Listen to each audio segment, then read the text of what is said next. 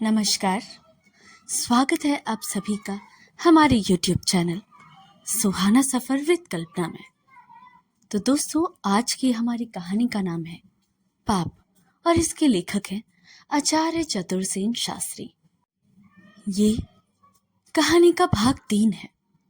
अगर आपने भाग 1 और 2 नहीं देखे हैं तो जल्दी से जाकर देख लीजिए, वरना आपको कहानी बिल्कुल भी समझ नहीं आएगी।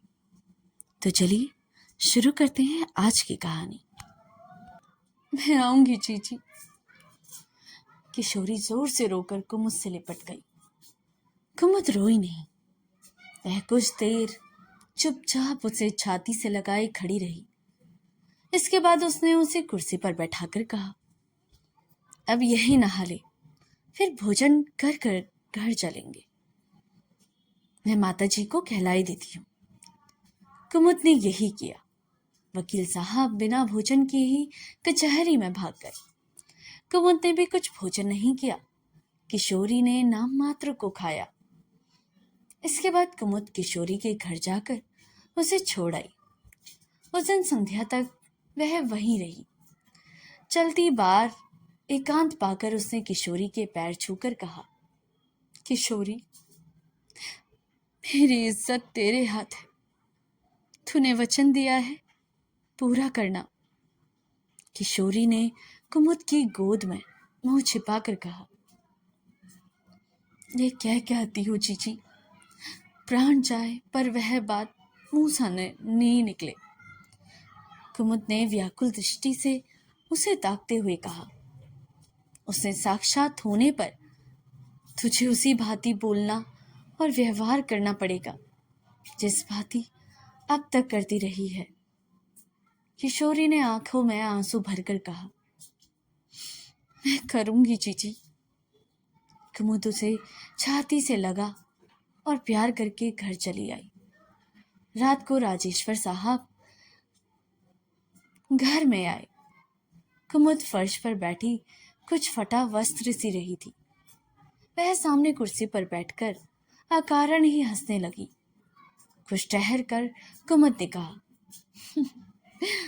भोजन हुआ या नहीं?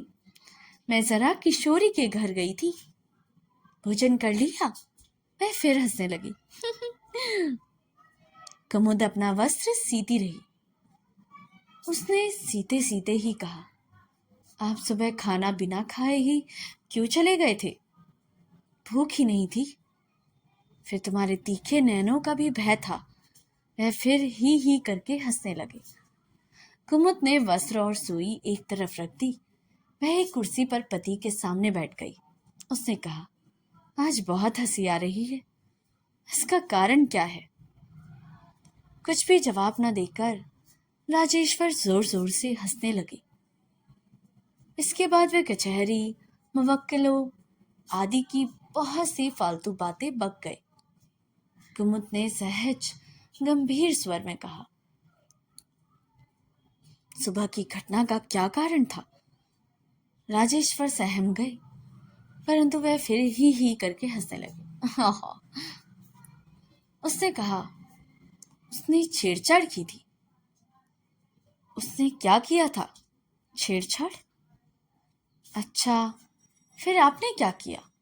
मैंने भी वह ही किया। वह फिर ही करके हंसने लगे। अर्थात वह फिर ही करके हंसने लगे। कुमुद ने कहा, आपने भी छेड़छाड़ की तो क्यों? कुमुद ने प्रश्न का लहजा देखकर वकील साहब जरा सिपट आए, पर फिर उन्होंने हंसकर कहा, हाँ, मेरा क्या कसूर है? वह क्यों आई मेरे पास? क्या आप समझते हैं कि इसलिए आई थी? इसलिए आई होगी। राजेश्वर पत्नी की आंखों से दृष्टि ना मिला सके। वह इधर उधर देखने लगे, चाह कर भी वह हंस न सके। कुमुद ने अपने वस्त्र से पिस्तौल निकालकर धीरे से घोड़ा दबाया। यह देखकर राजेश्वर का रोम रोम कांप गया। वह कुर्सी से उछलकर खड़े हो गए। उन्होंने चीख कर कहा, यह क्या? क्या तुम मुझे गोली मारोगी? अभी नहीं, मैं यह देख तो लूं कसूर किसका था। जिसका कसूर होगा उसे ही गोली मारी जाएगी। हाँ श्रीमान जी, कहिए, वह क्या इसलिए आई थी? मैं कैसे कह सकता हूं? तब आपने यह कहा कैसे? राजेश्वर कुछ भी जवाब न दे सके। वह इधर उधर ताकने लगे। कुमुद ने खड़े होकर कहा, बैठ जाइए श्रीमान। आप ठीक ठीक बताइए कि वह क्यों आई थी? यह मैं नहीं जानता। आप अवश्य जानते हैं। मैं नहीं जानता, उन्होंने क्रोध के स्वर में कहा। आप क्या इस समय क्रोध भी करने की हैसियत रखते हैं? कहिए, वह क्यों आई थी? सत्य कहिए। आप मेरे पति हैं। मैंने आपको देवता समझा है। वह तुम्हें यमुना ले जाने के लिए आई थी। तब आपने उसे छेड़ा? राजेश्वर ने नीची गर्दन किए धीमे स्वर में कहा, हाँ। उसने क्या किया? मिन्नतें की, फिर बह से बेहोश हो गई। आपने यह कुकर्म क्यों किया स्वामी? राजेश्वर चुपचाप कुमुद के मुख तो ताकते रहे। वह बोल न सके। कुमुद ने कहा, मेरा जीवन गृहस्थ धर्म पुण्य सभी अकारत हुआ। जिसे मैंने देवता समझकर पूजा, वह अब इतने दिन बाद पशु प्रमाणित हुआ। राजेश्वर चुप बैठे रहे। कहिए स्वामिनी, मेरे पूज्य देवता, क्या मैंने नित्य आपके पैरों की धूल मस्तक तक नहीं लगाई? राजेश्वर चुप रहे। क्या मैंने सदा आपकी परछाई को अपने समस्त प्राण और शरीर से अधिक पवित्र नहीं समझा? राजेश्वर फिर भी नहीं बोले। कुमुद ने फिर कहा, क्या मैंने अनगिनत व्रत उपवास करके आपके जीवन, आपके प्राण, आपके व्यक्तित्व की रक्षा के लिए देवताओं से याचना नहीं की? क्या इस पृथ्वी पर आपके समान पवित्र महान सद्गुण युक्त पुरुष मेरी दृष्टि में दूसरा है?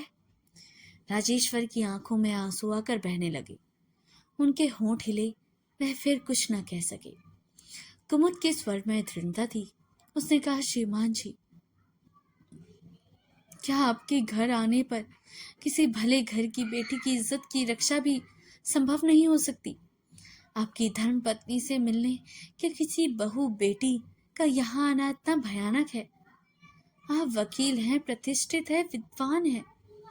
लोग आपको सलामत करते हैं, आपको हुजूर कहकर पुकारते हैं, आपको बड़ा समझते हैं।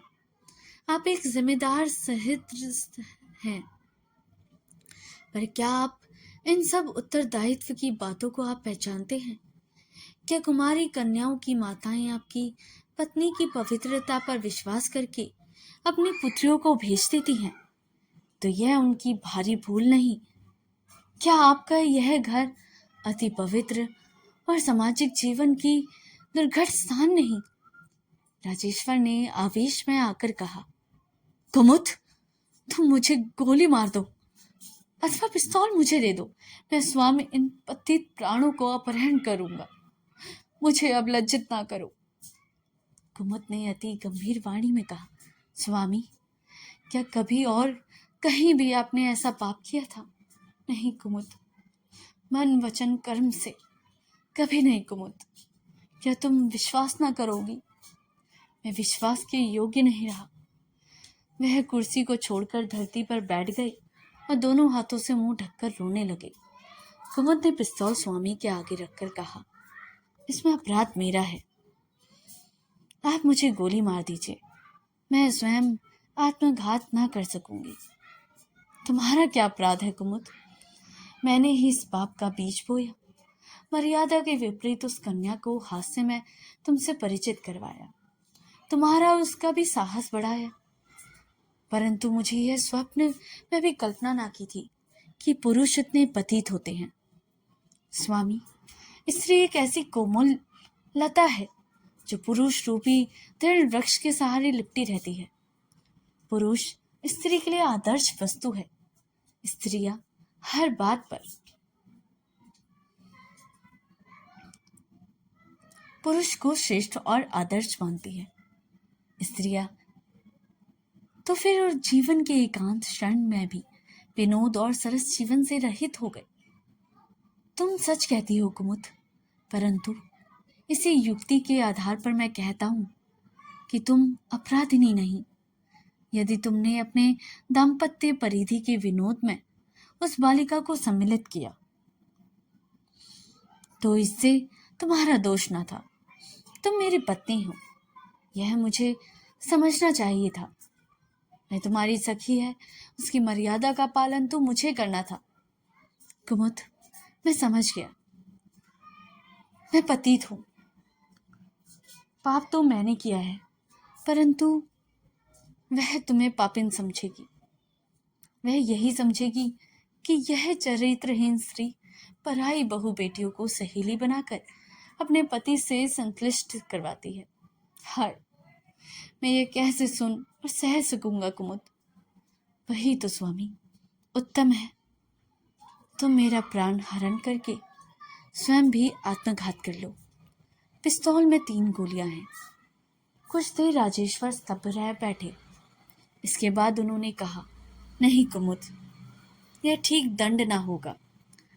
हमें प्राण नाश ना करना चाहिए। क्या तुम विश्वास करती हो कि मेरी प्रवृत्ति बदल गई है?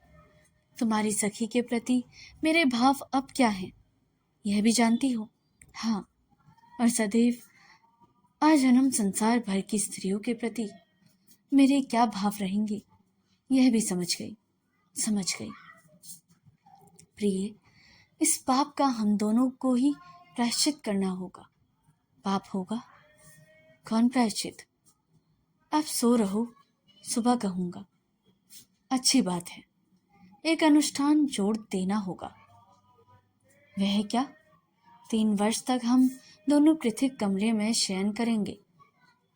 अच्छी बात है, कभी स्पर्श ना करेंगे। अच्छा, यह बात कभी किसी पर किसी भांति प्रकट भी ना की जाएगी। यदि प्रकट हो गई तो उसी दिन से शुरू करके फिर 3 वर्ष गिनने जाएंगे। अच्छा कुमुद, यही होगा। हम लोग भूमि पर सोएंगे, एक वक्त भोजन करेंगे। मंजूर है? तब स्वामी, आज के मेरे इस अप्रिय व्यवहार पर दया कीजिए। जाइए, बाहर आपके शयन की उचित व्यवस्था हो जाएगी। राजेश्वर चुपचाप चले गए। होली का दिन था। कुमुद रसोई बना रही थी। एक थाल को आंचल से छिपाए किशोरी वहां पहुंच गई। वह बहुमूल्य गुलाबी साड़ी पहने थी। कुमुद के सामने वह खड़ी खड़ी हंसने लगी। कुमुद ने उसे भोजन का निमंत्रण दिया था। इतनी जल्द उसे आया देखकर उसने कहा, इतनी भूखी हो? अभी से आ गई? अभी तो कुछ बना भी नहीं। मैं बना लूंगी, परंतु पहले इधर देखो। उसे थाल की ओर इशारा किया। यह क्या है री? उसे थाल पर से आंचल हटाया। उसमें रोली, गुलाल, रंग और मिठाई थी। उसे लज्जा से लाल चेहरे को ऊपर उड़ा कर कहा, मैं जीजा जी से होली खेलने आई हूं।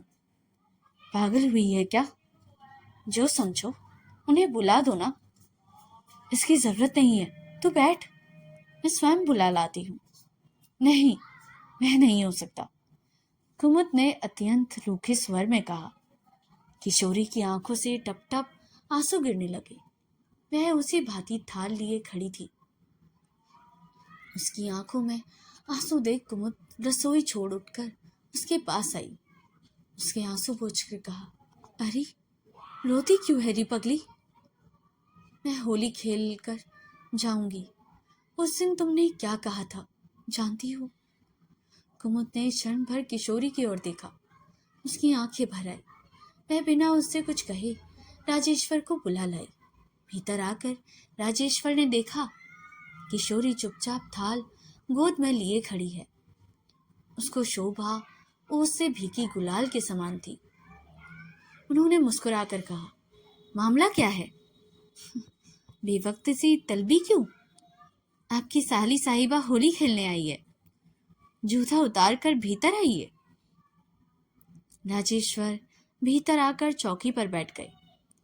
किशोरी के सामने बैठ थाल चौकी पर रख उनके माथे पर गुलाल लगा, रोली का टीका किया, फूलों की माला पहनाई और आंचल गले में लपेट झुककर राजेश्वर के पैर छुए। फिर मुस्कुराकर धीमे स्वर में कहा, इसमें से कुछ मिठाई खाइए। राजेश्वर ने बलपूर्वक आंसू रोककर मिठाई का एक टुकड़ा खाया। इसके बाद 100 रुपए का नोट किशोरी की गोद में डाल थाल से अंजलि भर फूल उठा और किशोरी पर बरसा दिए। वह चले गए। उनके होठों पर हास्य और आंखों में आंसू भरे थे। तो दोस्तों, यह कहानी यहीं पर समाप्त होती है। आचार्य चतुर्सेन शास्त्री द्वारा रचित पाप एक सामाजिक यथार्थ पर आधारित कहानी है, जो नैतिकता, वासना और पारिवारिक संबंधों की जटिलताओं को उजागर करती है। यह कहानी एक महिला और उसकी ननद नई साली के बीच के संबंधों, उनके जीवन के उतार चढ़ाव और नैतिकता के पारंपरिक मानदंडों पर भी सवाल उठाती है। ये कहानी दिखाती है कि कैसे वासना या गलत निर्णय किसी के जीवन में पाप या अपराध का बोध पैदा कर सकते हैं। कहानी में संबंधों की पवित्रता बनाम व्यक्तिगत इच्छाओं के द्वंद्व को भी चित्रित किया गया है। चतुर्सेन जी अक्सर ऐतिहासिक और सामाजिक पात्रों के माध्यम से मानव, मनोवैज्ञानिक और नैतिकता पर भी चोट करते हैं। तो दोस्तों, अगर आपको हमारी कहानी अच्छी लगी हो तो इसे खुद तक ही ना रखें। इस कहानी को अपने मित्रों, सहपाठियों, अपने परिवारजनों के साथ शेयर अवश्य करें और हमारे चैनल को लाइक, सब्सक्राइब और शेयर करना बिल्कुल ना भूलिएगा।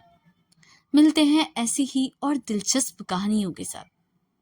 तब तक के लिए नमस्कार, अपना ख्याल रखिएगा।